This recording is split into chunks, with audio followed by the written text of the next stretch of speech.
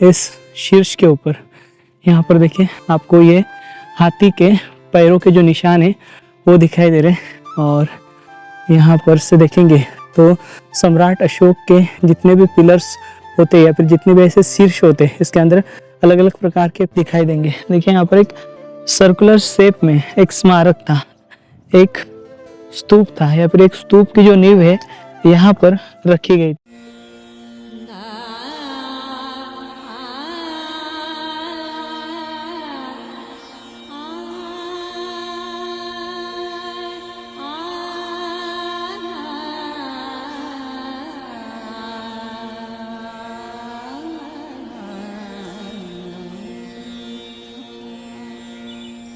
जय भीम, नमो बुद्धाय। उम्मीद है आप सभी लोग अच्छे होंगे।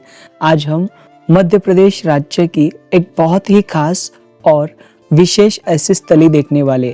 यह जो स्थली है यह प्रियदर्शी चक्रवर्ती सम्राट अशोक और उनकी प्रेम विवाहित पत्नी देवी इनसे जुड़ी हुई है। जी हाँ, आज हम विदिशा यहाँ के पुरातात्विक अवशेष और स्मारक जो है वे देखने वाले। हम सबसे पहले विदिशा यहाँ के विदिशा शहर की जो लोहांगी नाम की पहाड़ी है वे देखेंगे और इस पहाड़ी पर स्थित जो पुरातात्विक अवशेष जो है वे देखेंगे, उनकी जानकारी लेंगे और साथ ही साथ यहाँ का राज्य पुरातत्व विभाग का संग्रहालय देखेंगे और उसके साथ यहाँ पर उदयगिरी नाम की जो गुफाएं है वे भी हम देखने की कोशिश करेंगे।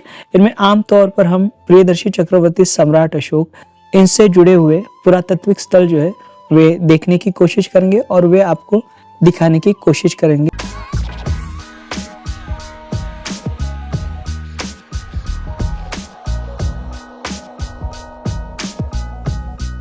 देखिए हम इस लोहांगी पहाड़ी पर आए हुए हैं और यहाँ पर देखिए ये सीढ़ियाँ बनाई हुई है पहाड़ी के ऊपर और सारा जो कचरा है वो यहाँ पर फेंका हुआ दिखाई देता है।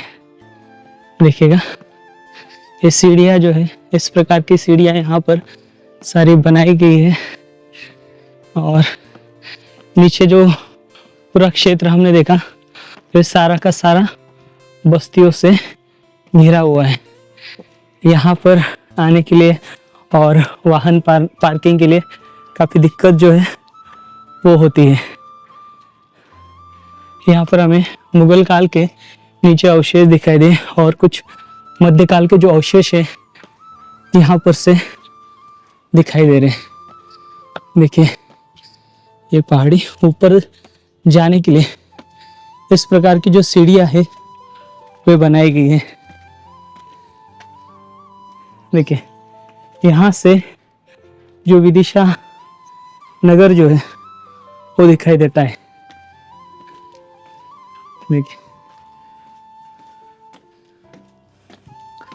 लगभग 5 मिनट की चढ़ाई करके हम ऊपर आते। तो यहाँ पर ये आप सीढ़ी देख पा रहे हो।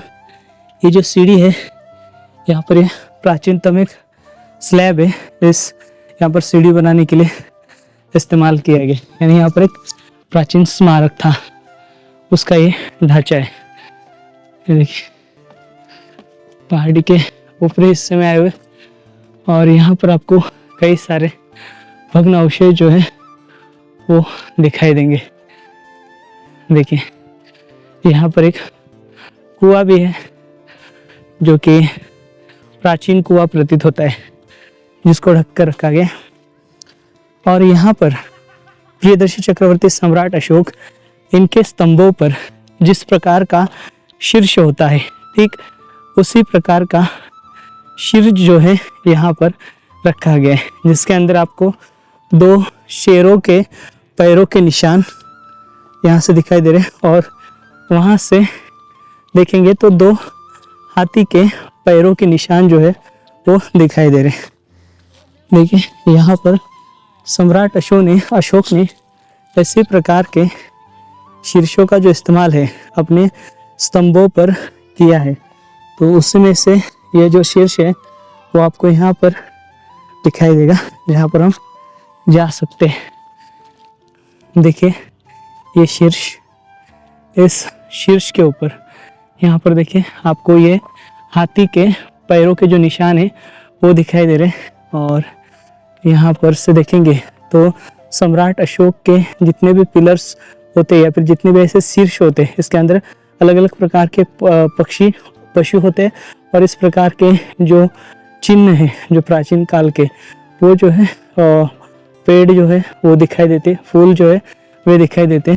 तो यहाँ पर ये बड़ा है पिलर, और यहाँ पर ये विदिशा का जो यहाँ का प्राचीन खंडर था वहाँ पर से बरामद किया गया, और इसे नगर पालिका ने यहाँ पर लाकर जो है वो रखा है। तो यहाँ पर इस स्तंभ को जो है शुंग काल का भी बताते हैं या फिर शुंगों का बताते हैं, लेकिन यहाँ पर ये जो स्तंभ है हम गौर करेंगे तो यहाँ पर दोनों दिशा में दो हाथी थे, मतलब अपोजिट में फेस करके, और दो दिशा में अपोजिट फेस करके शेर जो है शेर खड़े थे। तो ऐसे कुल जो है 4 जो प्राणी है वे यहाँ पर इस स्तंभ के ऊपर खड़े थे। तो यहाँ पर देखिए ये जो क्षेत्र है यह देवी विदिशा इनके कारण या फिर देवी के कारण ये जो क्षेत्र है यह उस समय पर बुद्ध धम्म का यहाँ पर बड़े पैमाने में प्रचार प्रसार हुआ था, और ये जो क्षेत्र है यह फूला फैला था। इसके कारण यहाँ पर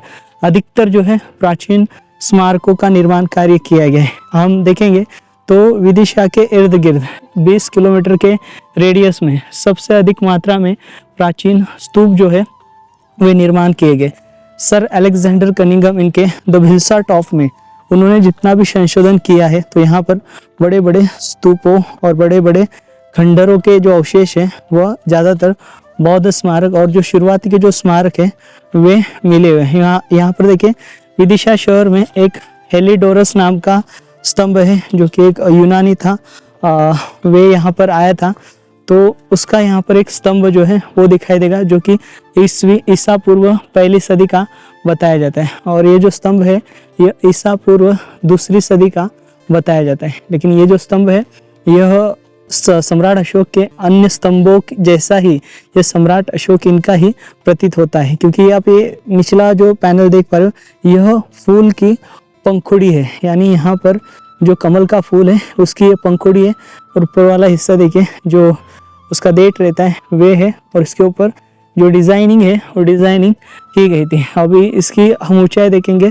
तो लगभग 4 फीट के आसपास के, अगर इसके ऊपर हाथी और शेर होते तो इसकी ऊंचाई जो है लगभग 8 फीट के आसपास होती। और यहाँ पर अन्य देखेंगे तो अन्य यहाँ पर मध्यकाल के जो स्मारकों के भग्नावशेष इस पहाड़ी के ऊपर बिखरे हुए दिखाई देते हैं। एक मंदिर था, शैव मंदिर दिखाई दे रहा है, देखिए वहाँ पर उसके जो भग्न अवशेष है यहाँ पर से भी दिखाई देंगे, और यहाँ पर मुगल काल के भी जो अवशेष है वो आपको दिखाई देंगे। ये यहाँ पर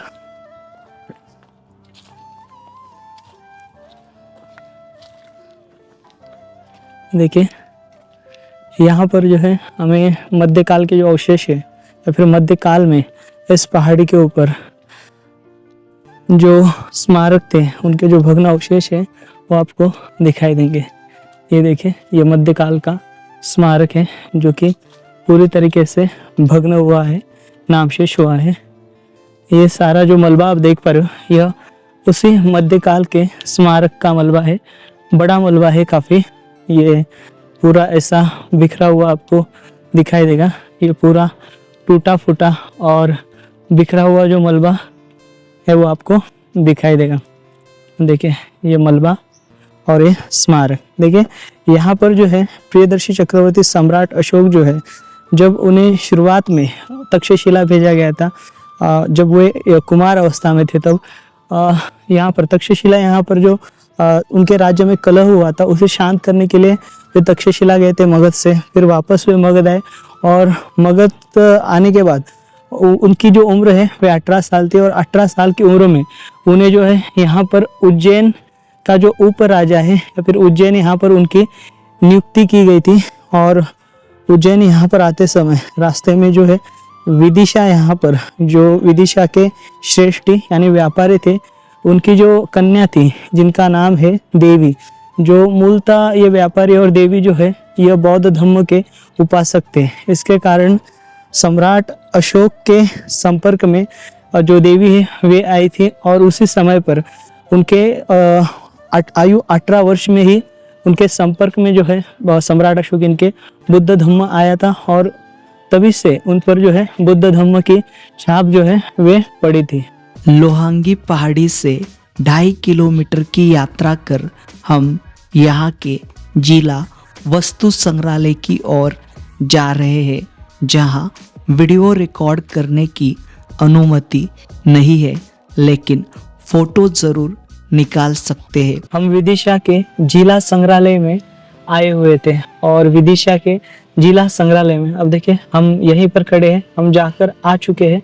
अंदर बड़ी संख्या में जैनों की मूर्तियां रखी गई है जो कि 11वीं शताब्दी के आसपास के या फिर उससे पहले के भी कुछ है, जिनमें आदिनाथ, पार्श्वनाथ और यहाँ पर जो अन्य जैन तीर्थंकर जो है उनकी मूर्तियां रखी गई है और साथ ही साथ वैष्णव और शैव जो मूर्तियां हैं आमतौर पर यहाँ पर हमने देखे। यहाँ पर सम्राट अशोक इनसे संबंधित और जिनकी वजह से ये क्षेत्र प्रसिद्ध है, देवी, इनके अवशेष जो है वे देखने नहीं मिलेंगे। तो यहाँ पर निराशा आपको मिलेंगी।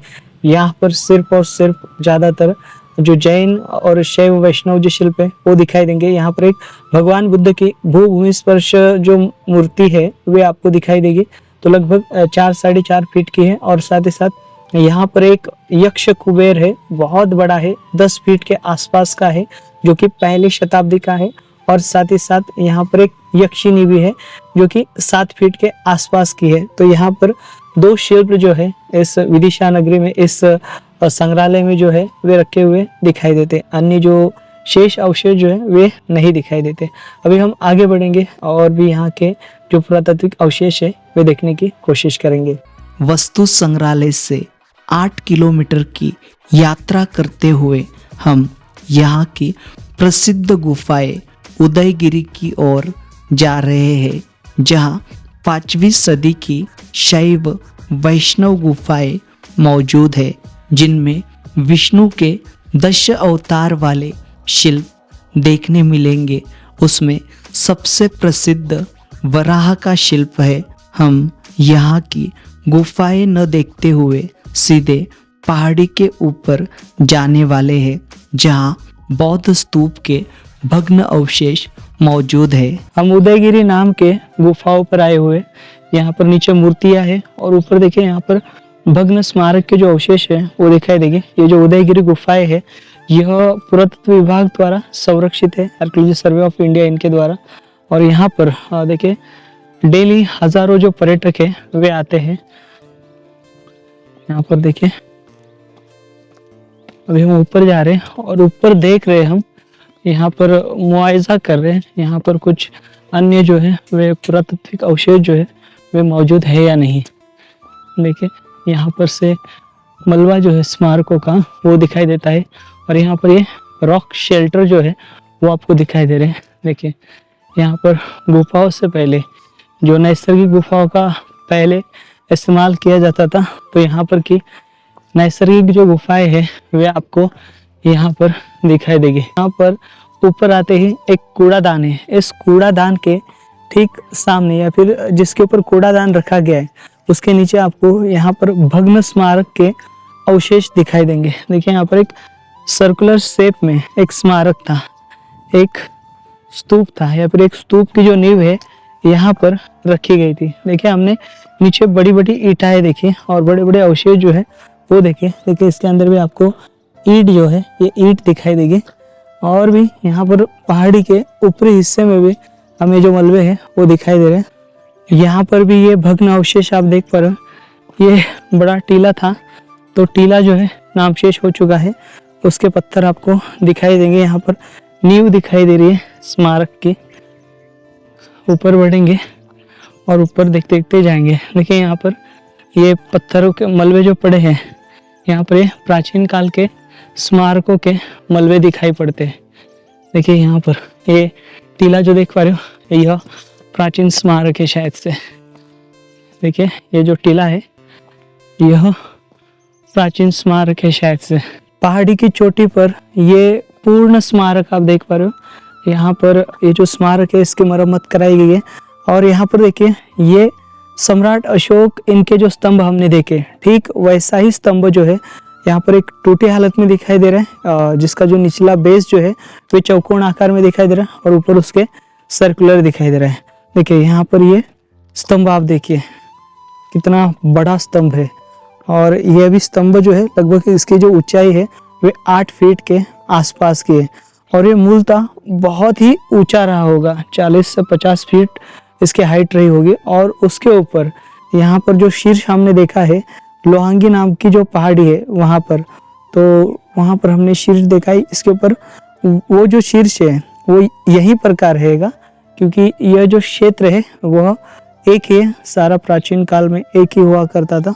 यहाँ पर देखिए, यहाँ पर भी आपको भग्नावशेष जो है वो दिखाई देंगे, और इसके इर्द गिर्द स्मारक के आपको कई सारे जो स्मारकों के ढांचे वो दिखाई देंगे। देखिए ये स्मारक जो अपनी यहाँ पर मूल अवस्था में जो है वो दिखाई देता है, इससे भी रिपेयर कराया गया है। इसके अंदर आपको पत्थर और ईंटों के जो मलबे हैं वो दिखाई दे रहे हैं। यहाँ पर खोलिया है, ये मंडप है, बहुत बड़ा ये स्मारक है, शायद से प्राचीन काल का और उस समय पर का ये विहार रहा होगा। और यहाँ पर हमें मध्यकाल के भी अवशेष दिखाई पड़ रहे हैं, मतलब उसके बाद के। यहाँ पर आप देखिए, यहाँ पर एक शिला है जिसके ऊपर जो अलग अलग प्रकार के जो मुखवटे हैं वे आपको दिखाई दे रहे हैं। यहाँ पर एक नीचे वराह का शिल्प है, उस वराह के शिल्प में भी ऐसे प्रतीत होता है कि उसके अंदर यूनानी जो है यूनानी जैसे चेहरे हमने देखे, और ऐसे प्रतीत होता है कि यहाँ पर ग्रीक लोगों ने यहाँ पर के जो स्मारक है वे बनाए होंगे। यहाँ पर भी देखिए, इनके फेस देखिए, ऐसे प्रतीत होता है कि वे यूनानियों के फेस है। देखिए यहाँ पर भी जो भग्न अवशेष जो है वो बिखरे हुए हैं अलग अलग समय के। और देखिए जो स्मारक है समय और काल अनुसार बनाए गए, या फिर उनको विकसित किया गया, या फिर उनकी मरम्मत की गई, या फिर उनके ऊपर एक दूसरे के ऊपर स्मारक जो है वो बनाए गए। तो यह भी स्मारक जो है वो शुरुआत में विहार रहा होगा।